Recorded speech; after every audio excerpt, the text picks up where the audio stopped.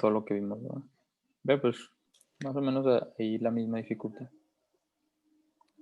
bueno, También los 2 temas que quedaron pendientes, ¿cuáles o dos esos temas? ya no. Creo que era poliomielitis y el síndrome de Guillain-Barré. No, no creo, yo creo que no los voy a meter. Ah, okey, Digo, muy bien. para no, pues sí, es que como en el otro examen puse unas preguntas ahí de rabia y pues puse de rabia y sí, creo que nada más rabia. Pues es como ya vimos ese tema, pues mientras lo hayan visto, pues no, no pasa nada. Ujú, Y pues el final sí va a incluir todos los temas pues que vimos, ¿no? okey. Y bueno, pues aquí está ya la presentación de Fernanda y pues adelante, Fer. Bueno, vamos a ver varicela.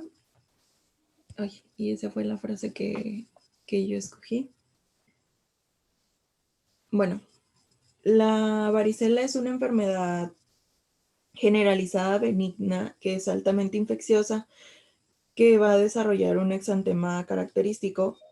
Esta va a afectar el 90% de las personas afectadas van a ser principalmente niños menores de 10 años, con una mayor incidencia en menores de 1 año y 1 a 4 años. Se da en los extremos de las estaciones, se da en primavera y en invierno. Cuando los niños son sanos, pues es benigna, no afecta, y pues cuando afecta es cuando son adultos o pacientes inmunocomprometidos. El, el agente etiológico de la varicela va a ser el virus de la varicela zoster, bueno, que es de la familia Herpes viridae. Su material genético es de una doble cadena de ADN de tamaño y estructura semejante al de un herpes simple. En el interior del núcleo pueden aparecer un centro denso de 30 a 50 nanómetros rodeado por una capa protectora o una cápside de 95 nanómetros de diámetro. Y el citoplasma está rodeado de otra segunda membrana. Las partículas virales extracelulares miden de 150 a 200 nanómetros de diámetro y el virus se cultiva en tejidos humanos y de cobayo. Bueno, la susceptibilidad a la varicela en la especie humana es universal. Toda persona que no haya padecido y quede expuesta a un contacto puede desarrollar la enfermedad. Tiene manifestaciones clínicas en el 75% de los casos y en el resto se acepta que hubo una infección, pero no manifiesta con anterioridad. El virus es endémico, pero puede volverse epidémico entre las personas que sean susceptibles, principalmente, como ya dije, al final del invierno y al principio de la primavera. La clave para que haya transmisión es tener contacto cercano y pues ya, como también ya dije, el 90% se dan menores de 10 años. Tiene una incidencia anual promedio de 300,000 casos, el 57% en menores de 9 años y 90 en menores de 12. Para un niño normal, la mortalidad asociada a varicela es menor a 2 de cada 100,000 casos. Cuando son adultos, esto aumenta, 15 veces. Y el mismo virus permanece latente en el cuerpo a lo largo de la vida y se puede reactivar en el 15% de los casos y causar el herpes zóster o vesículas. Bueno, pues toda persona que haya tenido varicela puede desarrollar el herpes zóster. La mayoría de los casos no refieren a algún antecedente de varicela. El periodo de incubación va desde los 5 meses hasta más de 50 años. La distribución etaria va a ser inversa a la que se observa en la varicela. El 37% va a padecer zóster antes de los 10 años contra el 84,1% de la varicela. No va a haber diferencias en relación al sexo ni a la tendencia estacional. Que se reactive este virus se cree que es dependiente de un balance entre el virus y factores del hospedero. El 4% presentan un segundo episodio de herpes zóster, pero pues la recurrencia de las lesiones dermatológicas por lo general van a ser causadas por herpes simple. Un paciente con herpes zóster puede transmitir el virus a otras personas que sean susceptibles por la vía respiratoria, por contacto directo con el contenido de vesículas o a través de fomites. Muchas veces el contacto físico en los deportes o el uso de prendas de vestir puede llevar a la aparición de las lesiones de zóster 2 semanas después de que hubo un contacto con un caso activo. Este virus ha ocurrido en los primeros 2 años de vida en algunos niños que nacen de mujeres con varicela, que tuvieron varicela durante el embarazo. Y esto se refleja como probablemente la presencia de varicela en el útero con reactivación temprana en la vida. Pues ya lo mismo que ya mencioné de que los pacientes inmunocomprometidos tienen una mayor incidencia de varicela y también de herpes zóster.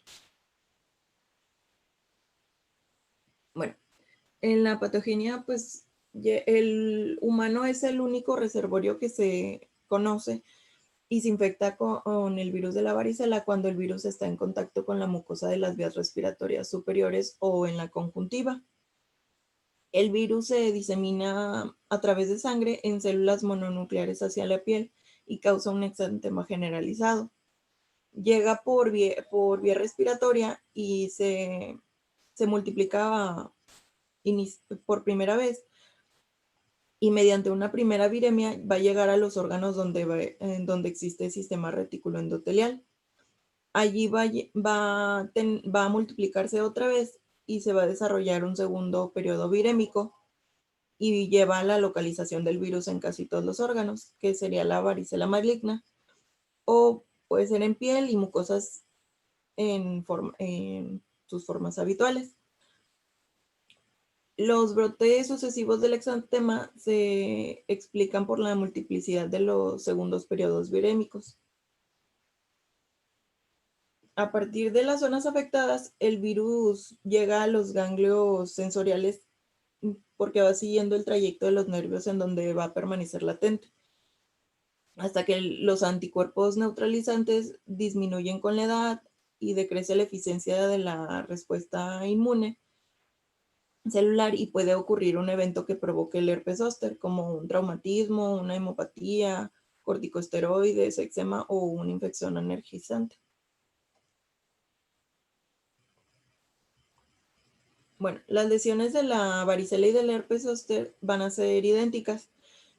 Consisten en la degeneración balonizante y producción de líquido de edema que van a llenar la vesícula varicelosa. En las paredes de la vesícula unilocular se van a observar células multinucleadas con cuerpos de inclusión intranucleares. Aparece como turbio y se tiene la pústula. Debido al proceso inflamatorio corial, no va a ser no es muy intenso y en una semana la pústula se va a secar y la costra se va a desprender sin dejar cicatriz. Casi no, pero se puede dar que haya necrosis y hemorragia en la porción externa de la dermis. Conforme la vesícula vaya evolucionando, el fluido se va a volver turbio a consecuencia de la aparición de leucocitos polimorfonucleares, células degeneradas y fibrina. Se va a dar la ruptura de la vesícula y la liberación del líquido infeccioso o el fluido se va a reabsorber gradualmente. En las mucosas orofaringeas, las lesiones van a ser iguales, salvo que la delgada capa de la vesícula se va a ulcerar.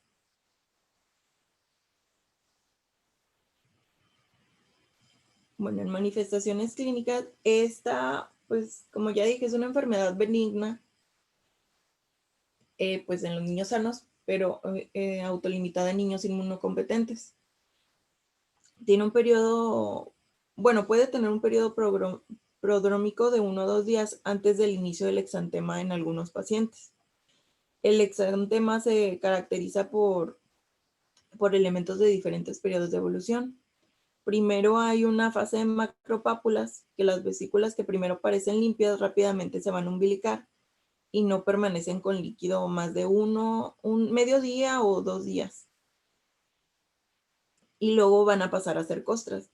La mayoría de las lesiones van a ser pequeñas y van a tener una base eritematosa de 5 hasta 12 milímetros.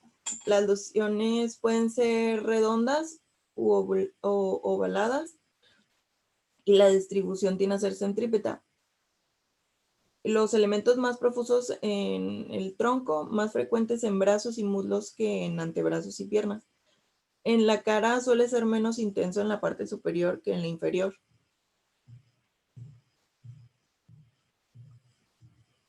La agrupación de las lesiones va a favorecer las partes no expuestas y los huecos de flexión. Excepcionalmente aparecen en palmas de las manos y plantas de los pies. Cuando aparecen ahí, cuando aparecen en esos sitios es porque es más severo o en ocasiones se observa en casos de hospital. Pueden ocurrir varios brotes de lesiones cutáneas que contribuyan al pleomorfismo de los elementos. Frecuentemente se pueden encontrar lesiones en boca y en paladar duro. La etapa cuando son de las costras puede ser pruriginosa y en esta fase ocurren las infecciones secundarias que pueden dejar cicatrices. Si la lesión se llega a presentar en un párpado, puede provocar edema. Y si hay localización laringea, pues se puede provocar disfonía.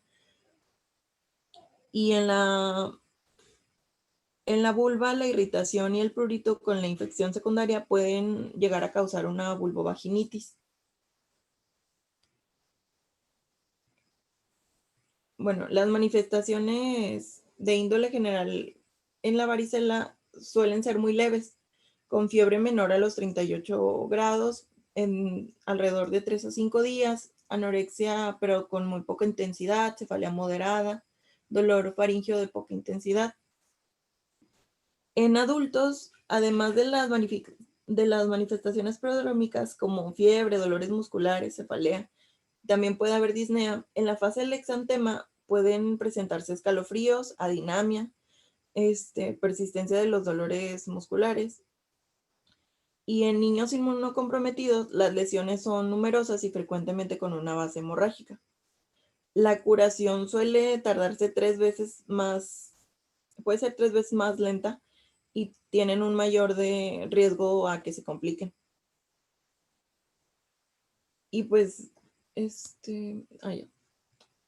y las complicaciones la complicación más común en los niños menores de 5 años es la infección bacteriana secundaria. Y entre las más severas se encuentra la secundaria al Streptococcus beta hemolítico del grupo A, como celulitis, fascitis necrotizante, choque tóxico, estreptocócico, sepsis y infecciones esqueléticas. Las complicaciones en varicela son muy raras, pero pueden ser como neumonías y bronconeumonías, que estas van a ser precedidas a un exantema profuso, y estas son más comunes en los adultos que en los niños.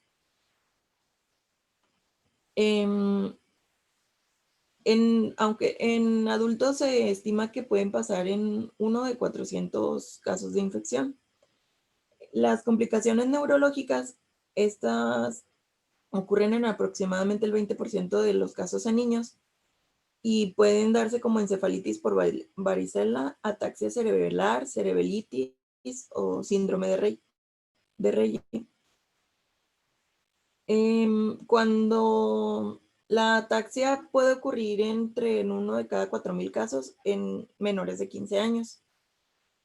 Las complicaciones cutáneas van a ser infecciones piógenas secundarias como púrpura fulminante, varicela hemorrágica y brotes continuos. Otras complicaciones de la varicela pueden ser trombocitopenia, artritis, hepatitis, uveitis, glomerulonefritis y angioitis granulomatosa. Bueno, el síndrome de Reye. No se ha podido como explicar la relación que existe entre la infección primaria de varicela zoster y el síndrome de Reye, pero suele aparecer después de una infección viral, por lo común influenza. Tiene una incidencia de 2.5 por cada 100,000 casos y se suele manifestar con signos de encefalopatía aguda, de vómito, puede dar datos de aumento de la presión intracraneal y deterioro neurológico progresivo relacionado al incremento de las transaminasas y amonio sérico. También degeneración de grasa del hígado. Suele manifestarse de 3 a 5 días después de que aparecen las primeras lesiones cutáneas y es la tercera causa más frecuente de hospitalización, después de la infección bacteriana y la encefalitis, con una mortalidad en el 40% de los casos. Las complicaciones en el paciente inmunodeprimido, el paciente, ya sea niño o adulto, cuya inmunidad se encuentre afectada, ya sea por desnutrición, alguna enfermedad o terapéutica inmunosupresora, pues son los que tienden a presentar un cuadro mayores complicaciones o un cuadro más grave. Y pues suelen ser los niños con cáncer o con infección por VIH. Y pues estos son los que se considera que son propensos a desarrollar mayores complicaciones. El diagnóstico se basa generalmente en la historia y en los síntomas clínicos, pero pues hay laboratorios que generalmente no son necesarios para confirmar la mayoría de los casos. El diagnóstico presuntivo es la prueba de Zank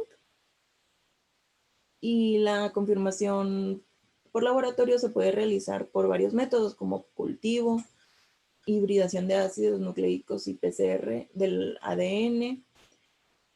Pueden hacerse pruebas serológicas como la de ELISA, aglutinación con látex, anticuerpos para inmunofluorescencia indirecta y algunos ensayos con antígenos membranofluorescentes.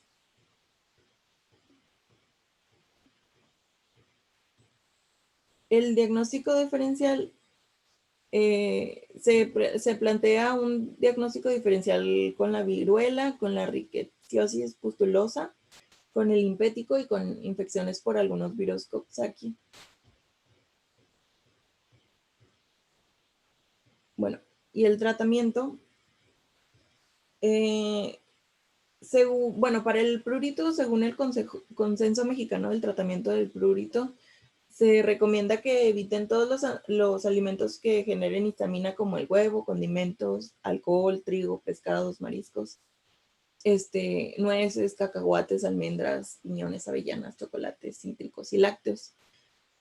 No se recomienda que se administre zinc, piridoxina ni vitamina E, que se evite utilizar champús y jabones corporales perfumados, que se evite el uso de ropas sintéticas, de lana y ropa forrada, que se evite usar vestimenta ajustada, no usar detergentes para ropa ricos en enzimas y suavizantes y odorizantes, que se enjuague la ropa con agua corriente dos veces para retirar por completo los detergentes, que se realicen baños con coloides que no excedan media hora, y al término de la realización se recomienda utilizar un aceite suave, que se utilicen correctamente emolientes que contengan pocos conservadores y ningún perfume, como son el petrolato, cold cream y aceite de cremas dulces. Se deberá administrar aciclovir por vía oral cuando dentro de las 24 horas se hayan tomado esteroides orales o inhalados, que son pacientes asmáticos, en las últimas 2 semanas, tengan enfermedad cutánea crónica, que tengan enfermedad pulmonar crónica, que sean un adolescente mayor de 13 años de edad, esto para disminuir las complicaciones. Y el aciclovir oral se dará a los inmunocompetentes y el aciclovir intravenoso a los inmunosuprimidos. Se debe de tener un adecuado estado de hidratación porque pues el aciclovir se elimina por vía renal y se deben hacer ajustes en los pacientes que tienen disfunción renal. Y las infecciones por cepas de varicela zoster resistente a ciclovir se deben de tratar con fosfocarnet parenteral. Cuando hay una sobreinfección bacteriana, se puede aplicar pomada de mupirocina 2 veces al día en las lesiones cutáneas. Y se ha visto que el interferón 2 alfa puede producir una aceleración en la curación de las lesiones cutáneas, una inhibición en la diseminación cutánea y visceral y disminución del dolor, por lo que se puede considerar como un medicamento de segunda elección en algún tratamiento con herpes zóster. Y la administración de inmunoglobulina para varicela durante las 72 horas de la postexposición evita o modifica la evolución de la varicela. Esta es recomendable para niños inmunosuprimidos que hayan estado en contacto con alguien con varicela, aunque tengan como la historia de que ya la desarrolló previamente. Tiene una efectividad del 84% con una administración temprana. Y los pacientes con varicela deben acudir de inmediato a la valoración médica cuando tienen alguna enfermedad crónica que produzca la disminución de la inmunidad o la dificultad para despertar o esté confundido, que es una probable encefalitis. Cuando también esté muy enfermo, cuando se sienta cuando esté muy enfermo o débil, que puede ser probable sepsis. Y también deben de llevarse a un consultorio cuando presenten un área eritematosa o tumoración en la piel, que esta puede ser alguna celulitis. Un edema doloroso o la cara edematizada, un eritema tipo escarlatina, la rigidez de nuca, que es, pues, como ya vimos, es un signo de meningitis. La dificultad respiratoria, algún sangrado, cuando la fiebre suba mayor de 40.6 grados, cuando sea menor de 1 mes de edad y cuando tenga problemas en la marcha. También se debe de evitar el uso de la aspirina para controlar la fiebre, ya que se asocia al desarrollo de síndrome de Reye. Y hay una vacuna la vacuna es recomendada para los niños de 12 a 18 meses, que tiene un refuerzo al iniciar la primaria a los 6 años, y cuando se aplica en la adolescencia se debe de recibir 2 dosis, con un intervalo de 4 a 8 semanas entre cada dosis. Y cuando son pacientes de alto riesgo susceptibles a adquirir la infección, se indica la administración de inmunoglobulinas BZB para prevenir la infección o minimizar el riesgo de gravedad después del contacto. Esta se aplica en 24 a 72 horas después de que fue la exposición. Y pues como profilaxis ahí está dada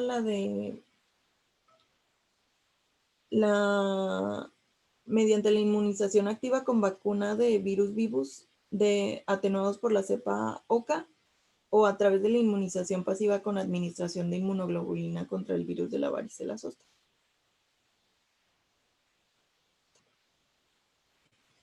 Bueno, y la vacuna, los niños de 12 meses hasta los 12 años deben recibir 2 dosis de la vacuna contra la varicela. Generalmente la primera dosis es de los 12 a los 15 meses de edad y la segunda de los 4 a los 6 años de edad. Las personas de 13 años de edad o mayores que no hayan recibido la vacuna cuando eran muy pequeños y nunca tuvieron varicela, recibirían 2 dosis con menos de 28 días de diferencia.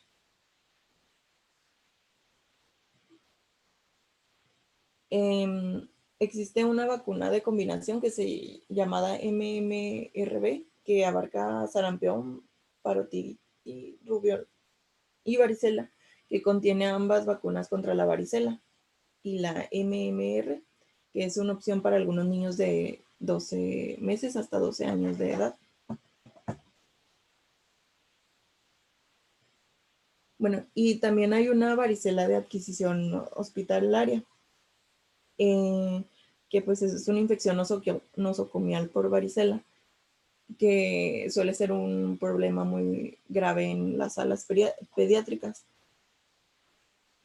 Cuando se programen pacientes para hospitalización, se les debe de interrogar sobre contactos recientes con varicela, y en los casos de exposición reciente, pues se debe de evitar la hospitalización electiva mientras sea posible. Si en caso de que se dé la exposición hospitalaria, todos los contactos susceptibles de alto riesgo se deberán recibir profilaxis. Y ya. Ok, Fern, está muy bien tu presentación. ¿Le puedes dar para atrás? Yo creo que ya no faltó que comentaras nada. Igual esto de la vacuna MRV es la triple viral. Es nomás que está en inglés es measles, mumps, rubiola y varicela. Pero sí es la triple viral que aquí en México vendría siendo la SRP. Nomás que ahí incluye una cepa extra. En Estados Unidos es sarampión, parotiditis, rubiola y varicela. Y aquí en México nada más es sarampión, parotiditis y rubiola. No, perdón, y sí incluye la varicela. Nada más pues que se acuerden ahí eso, porque a veces sí lo preguntan. O sea, ese es una vez me tocó un paciente que llegó con una cartilla de vacunación de Estados Unidos y pues esa es la MMRV, o sea, es el equivalente a la que dan aquí en México. Y luego pues que es importante la varicela. Digo, yo creo que dijiste todo lo importante, pero pues así para ya aterrizar el tema un poquito, es de que pues niños menores de 4 años, por lo general son niños que tuvieron contacto con otro niño que tuvo varicela y pues las características de las lesiones, ¿no? Las lesiones empiezan en la cabeza y se van hacia abajo, hacia los pies. Es importante que se acuerden de eso. Empiezan como máculopápulas que posteriormente se hacen vesículas y estas vesículas se umbilican porque se pierde el contenido de adentro, se umbilican y luego se hacen costras. ¿Y cuándo es infeccioso el paciente? ¿Cuándo es el periodo de infección del paciente? El periodo de infección del paciente es 2 días antes de que aparezcan las maculopápulas hasta que se forman costras. Entonces, ¿cuándo el niño ya puede ir a la primaria perdón, al kinder? Porque preguntan mucho eso en los kinder, porque pues, si hay un niño con varicela lo mandan a su casa. Y pues aproximadamente van a ser 2 semanas en lo que todas las costras, entre lo que se forman todas las costras. Ya teniendo costras, el niño ya no es infeccioso, pero pues muchas veces no los van a dejar entrar a las guarderías o al kinder, entonces pues hasta que se le caigan las costras, ¿va? Digo, pues nosotros damos la indicación médica y pues allá ellos que hagan lo que quieran, ¿va? ¿Qué más? Pues es una enfermedad que es muy común en países con climas tropicales o subtropicales y pues ese es el caso del nuestro, ¿verdad? Digo, no aquí en Torreón, pero pues la mayoría del país es clima tropical o subtropical. ¿Y qué más? Digo, por lo general es un cuadro benigno, ¿no? O sea, cursas con un cuadro benigno que pues al paciente le va a ir bien, nomás va a traer ahí moquillos, algo de conjuntivitis, cefalea, a lo mejor unos tantos síntomas así generales, pero en general el pacientito va a estar bien. ¿Qué más? Digo, pues es un cuadro completamente benigno. El único problema pues van a ser las manchitas y el problema es si el paciente está inmunosuprimido, así como comentó Fernanda. Si el paciente está inmunosuprimido y trae algún problema ahí, por ejemplo, que esté en quimioterapia, que tenga una inmunodeficiencia, que, por ejemplo, no sé, que esté, pues, que tenga cáncer y no se hayan dado cuenta, que tenga alguna leucemia, pues que estén en un tratamiento inmunosupresor, cualquiera de esas, pues hay que tener cuidado. En cuanto el paciente empieza con un cuadro de varicela, pues hay que manejarlo de forma, o sea, casi hospitalaria, porque pues se pueden complicar de forma muy fácil. Y ¿qué otra? Pues la otra complicación es el herpes zóster, que se te puede volver a dar en cualquier punto de tu vida. En cualquier momento que tengas las defensas bajas, pues va a haber se puede reactivar el cuadro de herpes zóster. Y pues el herpes zóster es una infección muy parecida a la varicela. La diferencia es que respeta dermatomas. Por lo general está o sea, se aloja en un ganglio el virus, en un ganglio espinal, y al momento que hay una disminución o inclusive se ha hablado de que algún traumatismo, se libera el virus, y al momento de liberarse el virus, pues va a respetar ese dermatoma donde estuvo en el ganglio, en ese ganglio, ¿verdad? En ese ganglio espinal. Y pues por eso se ven las lesiones así típicas, que es nada más una franja de piel. Sí saben cuáles son los dermatomas, ¿no? O sea, si han visto los dibujitos de los dermatomas. Sí. ¿Sí? Ok, es este monito que está como en 4 puntos y que tiene las rayitas así. Bueno, pues esos son los dermatomas. ¿Y qué más? Del tratamiento de la varicela, pues es más que nada, o sea, con lociones secantes para secar las vesículas. Por lo general no se les da antibiótico, digo, por lo general no se les da un antiviral, un retroviral tópico, porque pues les digo, es un cuadro benigno. A menos, ¿cuándo hay que dar tratamiento? ¿Alguien sabe cuándo hay que dar tratamiento? O sea, ¿cuáles son las indicaciones de tratamiento para un paciente que tenga varicela? O sea, ¿cuándo les tienes que dar el retroviral específico? Y cuando es inmunosuprimido, Ujú. Bueno, pero alguien me dice tú, Fernando.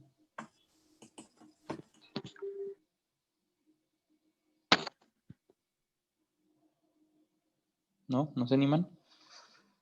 Bueno, Sería pues quizás cuando tiene fiebre, pero muy alta que no, no baja.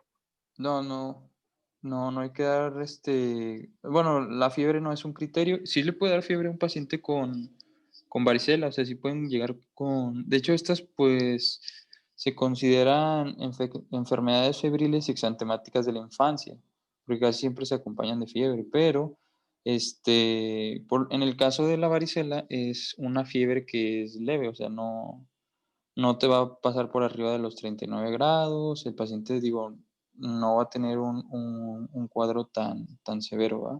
Ya si estamos pensando que el paciente tiene fiebre arriba de 39 grados, pues hay que pensar en otra enfermedad exantemática.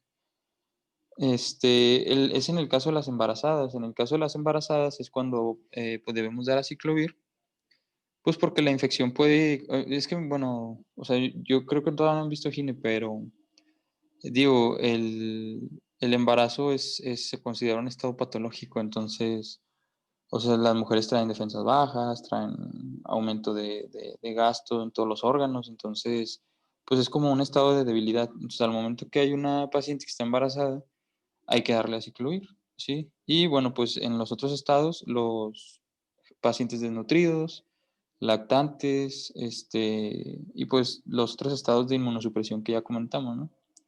Pero si, por ejemplo, en las embarazadas hay que dar aciclovir porque pues es un estado patológico, es un estado de deficiencia inmunológica. ¿Y qué más? Es muy común la sobreinfección por bacterias, la infección dérmica. ¿Alguien sabe cómo se llama la infección dérmica que nos causa sobreinfección en las lesiones?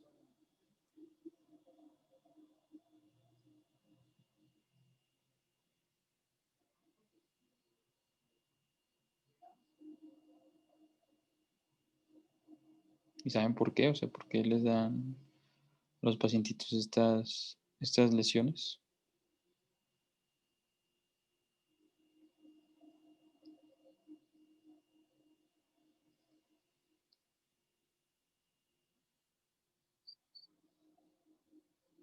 ¿No? Bueno, lo que pasa es que en estos pacientitos es muy común que haya una sobreinfección por impétigo. El impétigo es una infección en la piel que es causada por bacterias, por generalmente streptococo. Lo que pasa es que estos pacientes, pues, como digo, algo que se me olvidó comentarles de las maculopápulas y de las vesículas, es que son pruriginosas. O sea, eso también es parte del cuadro clínico en el caso de varicela. En el caso de varicela, pues, estas lesiones son pruriginosas y eh, por lo general, como los niños, pues, son niños chiquitos, se van a estar rascando y pues si traen ellos las manos sucias, se van a estar inoculando ellos mismos las mismas bacterias y les puede dar sobreinfección con impétigo. Por eso es muy importante, inclusive creo que lo dice en la guía de práctica clínica, hay que cortar las uñas a los niños, hay que cortar las uñas o pues que traigan guantes para que no se vayan a rascar y no se vayan a inocular alguna infección. Y ¿qué más? Pues el síndrome de Reye, que es muy importante. No hay que darle nunca aspirina a un pacientito. De hecho, bueno, yo creo que ya no hay ninguna indicación para darle aspirina a un paciente pediátrico. O sea, ya no creo que no hay ninguna indicación ya para darle aspirina. Entonces, ustedes no vayan a dar nunca aspirina a un paciente que tenga también una infección exantemática. Entonces, cuiden mucho eso del síndrome de Reye. Las otras complicaciones pues son las encefalitis, meningoencefalitis, puede darles también neumonía. Digo, eso depende del estado inmunológico completamente del paciente. Si el paciente tiene un bajo estado inmunológico, pues va a tener problemas al momento de tener varicela. Entonces, ¿qué más? Pues el diagnóstico es meramente clínico, realmente no se recomienda pues dar no se recomienda hacer los estudios de tinción de sangre o PCR o ELISA. Digo, a menos que estés tú, o sea, que se presente una enfermedad muy extraña, ¿no? Que no se presente con los síntomas típicos o que tú no estés seguro de que ese es el agente causal.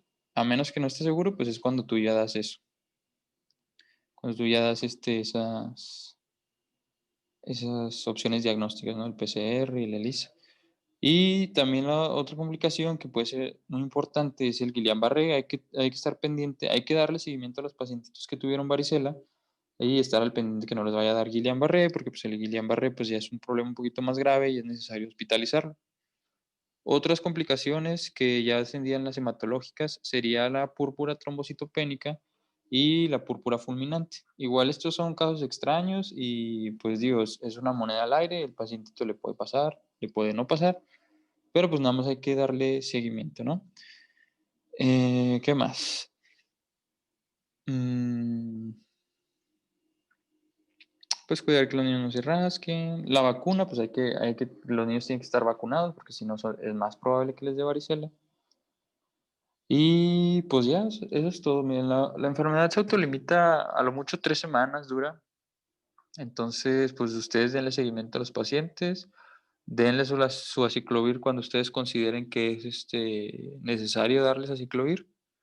Y pues en el caso de los adultos con herpes zóster, el herpes zóster sí es un poquito más molesto que la varicela, porque causa dolor en la zona donde está causando la dermopatía. Entonces, pues sí, de preferencia denle aciclovir o denle aciclovir tópico a ese paciente. Digo, pues ya es un adulto, no le va a pasar nada si le das aciclovir. ¿Y qué más?